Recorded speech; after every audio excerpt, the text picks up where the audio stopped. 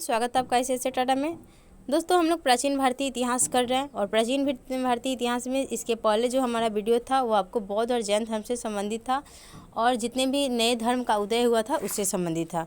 नए धर्म के उदय में हम लोग बौद्ध और जैन पढ़ लिए हैं। अब आगे पढ़ेंगे तो देखिए कुछ और भी प्रमुख समुदाय का उस समय उद्भव हुआ था। जैसे कि आप देखेंगे आजीवक संप्रदाय के प्रवर्तक जो थे मखलीपुत्र गोसाल थे। भौतिकवादी के प्रवर्तक प्रकुछ या कच्छायन थे। संदेहवादी या अनिश्चयवादी के प्रवर्तक कौन थे? तो संजय बेलटपुत्र थे। और अक्रियावादी के पूरन कश्यप थे। भौतिकवादी जो है अजित के समकालीन थे।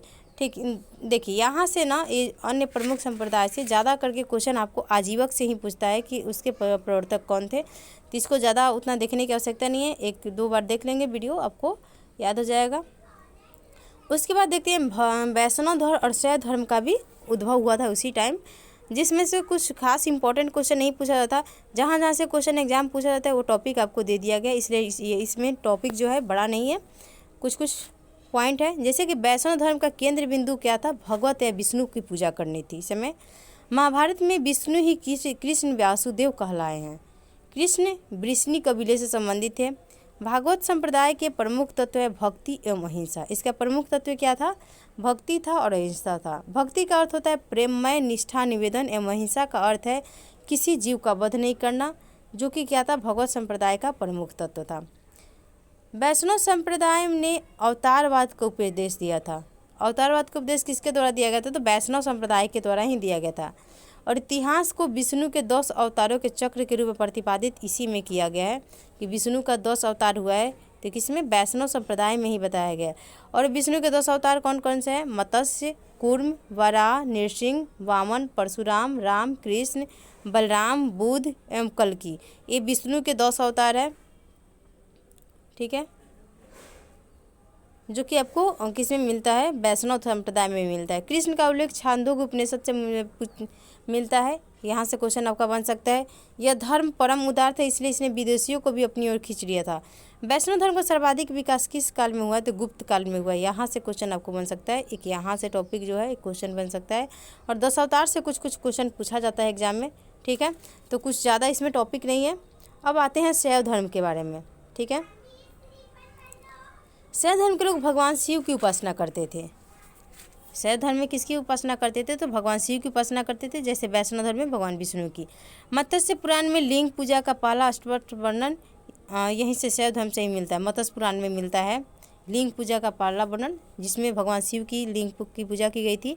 इस धर्म के विकास की प्रक्रिया में कुछ संप्रदायों जैसे कि पशुपति, कपालिक, कालामुख, लिंगायत आदि का विकास हुआ, जिसका वर्णन आपको वामन पुराण में देखने को मिलता है।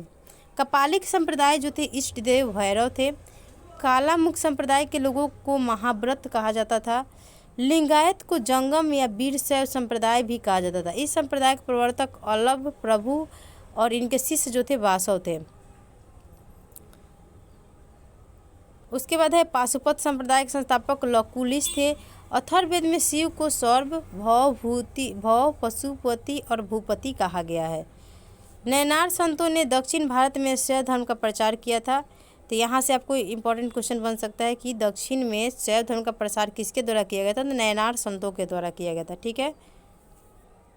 उसके बाद नाथ संप्रदाय की स्थापना मत्स्येंद्र नाथ ने की थी, जिसके प्रमुख प्रचारक बाबा गोरखनाथ थे। यहाँ से भी क्वेश्चन पूछ सकता है। तो शैव धर्म से जितने भी टॉपिक थे आपको हो चुका है। तो नेक्स्ट वीडियो में हम मिलते हैं महाजनपद को लेकर के। ये छोटा सा टॉपिक था आपको वैष्णव और शैव धर्म को लेकर के।